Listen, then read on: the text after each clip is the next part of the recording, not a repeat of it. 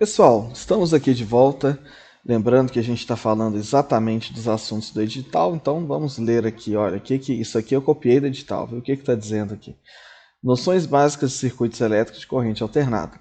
Corrente e tensão senoidais. Por isso que na última aula eu fiz uma revisãozinha aqui com vocês de trigonometria e a gente relembrou os conceitos de amplitude, fase, né? E por aí vai. São propriedades das funções senoidais. Valor eficaz e valor de pico. Nessa aula eu vou falar exatamente disso aplicado já à corrente e à tensão. Então nós vamos falar de corrente e tensão senoidais, valor eficaz e valor de pico, e vou resolver duas questõezinhas aqui que já caíram na prova da Petrobras. Uma questão da Sesgran Rio e uma questão do CESP, que agora se chama Sebrasp, beleza? Então vamos lá. A gente já viu, mas eu quero relembrar aqui com vocês, que quando a gente representa um sinal senoidal no tempo, nós vamos ter uma curva mais ou menos assim. Mas na prática a gente prefere usar o cosseno, e aí ele dá uma curva mais ou menos assim. O seno está defasado do cosseno de 1/4 de ciclo, 90 graus, beleza? E aí a expressão, então, por exemplo, para um sinal de tensão, vai ser V de t igual a uma amplitude V, vezes o cosseno de ômega t mais uma fase φ. Então, essa letra grega φ indica a fase e essa letra grega ômega indica a frequência angular, que é equivalente a 2π vezes a frequência em Hz. Então, se nós temos uma frequência de 60 Hz, o valor da frequência angular é aproximadamente 377 radianos por segundo, beleza?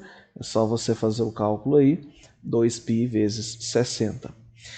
Então, a tensão e a corrente vão obedecer expressões desse tipo. Se você quiser a corrente instantânea, vai ser a mesma coisa, um valor de amplitude que multiplica o cosseno de ômega t mais φ. E aí, em cada circuito, nós vamos ter uma característica própria. Normalmente, quer dizer, se houver capacitores ou indutores, normalmente as fases da tensão e da corrente vão ser diferentes. Aí a gente vai ver isso mais para frente, né? O capacitor, o indutor atrasam ou adiantam a corrente em relação à tensão, e aí você tem o conceito de fasor, uma série de outras coisas que vão entrar. Por enquanto, vamos apenas entender que as expressões são desse tipo, e agora o principal, a amplitude que vem aqui na frente, esse V ou esse I, pode ser de pico, pode ser médio, pode ser eficaz. O edital citou diretamente valores de pico e valor eficaz. Então, eu vou mostrar qual é a relação que existe entre os dois. Tem uma questão que eu resolvi aqui, uma questão que eu até brinquei na capa do vídeo. Você vai ver aí o candidato sentado ali na cadeira, suando frio para fazer a questão, porque foi uma questão realmente difícil que pedia para calcular o valor RMS de uma expressão que não era senoidal. E aí nós tivemos que calcular uma integral lá, que é a área debaixo do gráfico. E a Petrobras não perguntou isso uma vez só, não. Tá? Perguntou mais de uma vez nas provas. Se o sinal for senoidal, vai ser mais tranquilo. Se o sinal for senoidal, a gente vai poder dizer o seguinte, que o valor RMS corresponde ao valor de pico dividido pela raiz quadrada de 2. Você pode mostrar isso fazendo o cálculo da integral que eu fiz lá no outro vídeo, tá? E o que significa RMS? Significa root mean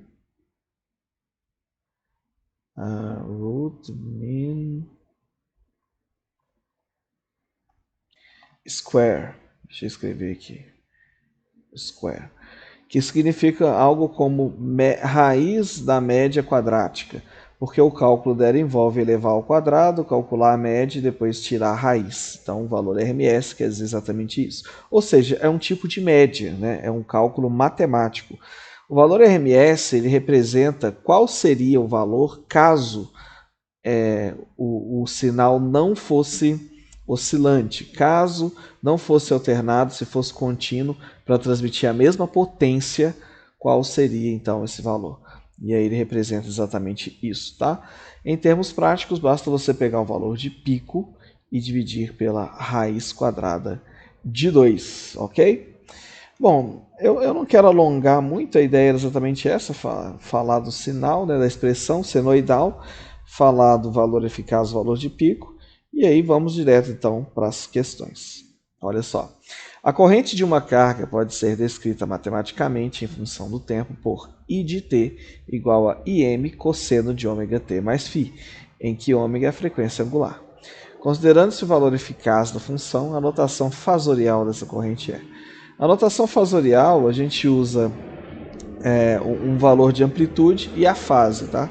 A fase está aqui, então todos eles não vai ter diferença, né?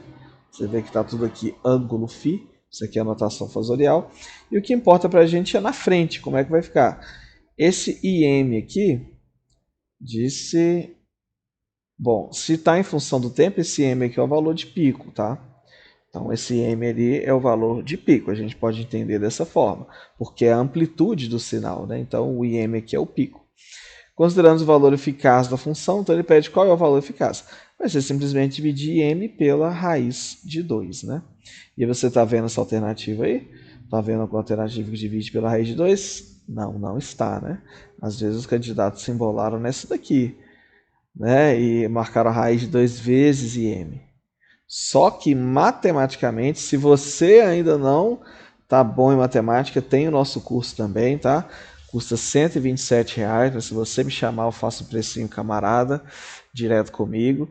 Tem o curso de matemática e eu mostrei isso aqui lá no curso.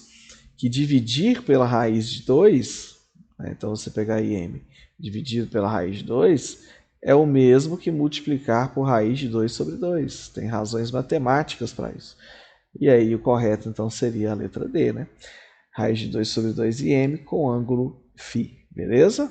Dá mole não, clica no link aí para você garantir a matemática também.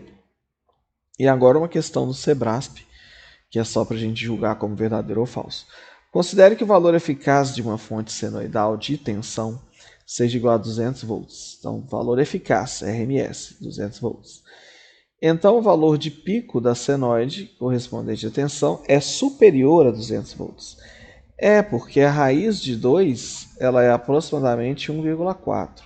Então, quando você pega um valor e divide por um número maior que 1, vai ficar menor.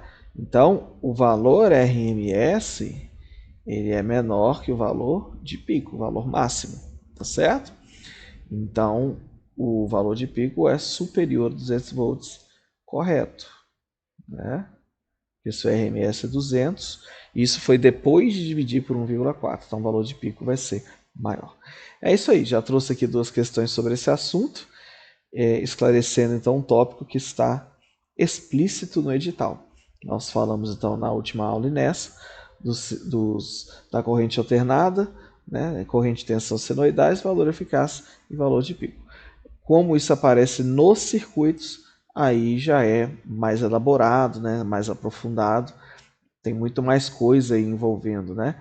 Então, se você quiser aprofundar, acha que vale a pena, não deixe de conferir o link que está nesse vídeo para você garantir a sua preparação com um precinho camarada. É só me chamar no WhatsApp para o preparatório para ênfase 5 conhecimentos específicos. Um abraço e até a próxima!